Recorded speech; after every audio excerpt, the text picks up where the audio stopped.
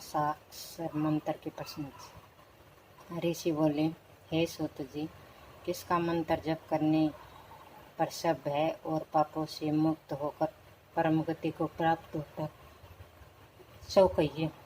सूत जी बोले, पहले ब्रह्मा ने वशिष्ठ जी के लिए जो विषय कहा वह सब लोगों के हित के लिए मैं तुमको संक्षिप्त में कहूँगा। देव विष्णु भगवान ब्रह्मावादियों को मोक्ष देने वाले हैं। मन से, कर्म से, वाणी से उस नारायण का जप, स्मरण और चिंतन सोता हुआ, चलता हुआ, पलक खोलते हुए, बंद करता हुआ भी सदा करना चाहिए। नमो नारायण का सदा जप करने वाला भोज्य, पेय, लेह आदि सभी पदार्थों को नमो नारायण से अभिमंत्रित करके खाता है, वह पुरुष परम गति को पाता है। अलक्ष्मी को मैंने दुस्सह की पत्नी बताया। लक्ष्मी देव भगवान जो हरि है उनकी पत्नी है। वह उनके भक्तों के घर में, क्षेत्र में सदा निवास करती है।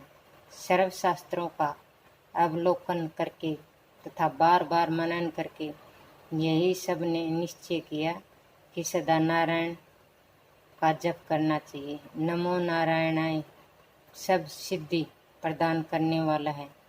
इससे इस मंत्र का जप करने वाला समाधान विष्णु लोक को प्राप्त करता है। अन्य भी विष्णु भगवान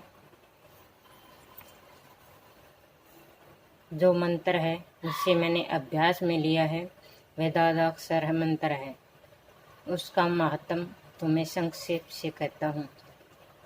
कोई ब्राह्मण तपस्या करके एक पुत्र को उत्पन्न कर उसके यथाविधि उपनयन आदि संस्कार कर पढ़ाने लगा, परंतु न तो कुछ बोलता है न ही उसकी जीभ हिलती।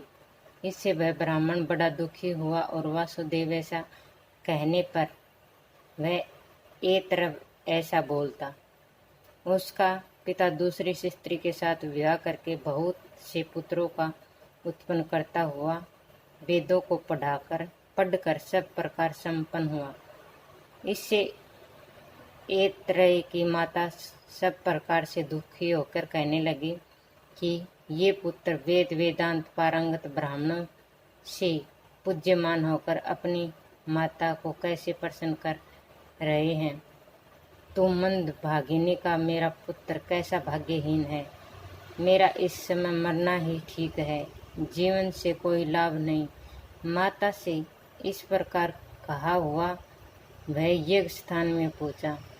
ऐतरेय के वहां आने से ब्राह्मणों के मुख में से मंत्र ही नहीं निकलते थे। ब्राह्मण उसे देखकर बड़े मोहित हुए। ऐतरेय के द्वारा वासुदेव ऐसा कहने पर ब्राह्मणों के मुख से वाणी निकलने लगी।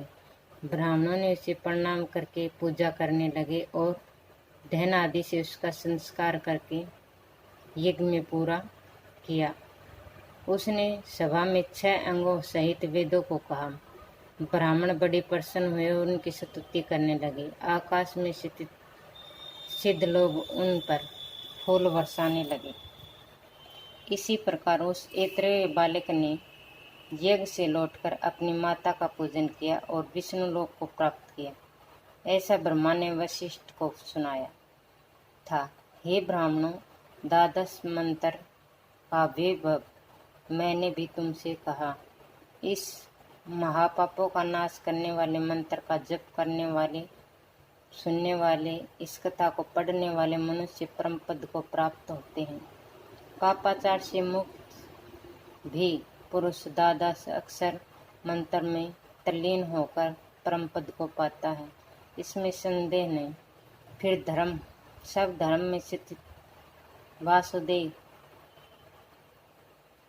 परायण महात्मा विष्णु लोक में हो पाते हैं। इसके कहने की आवश्यकता ही क्या है।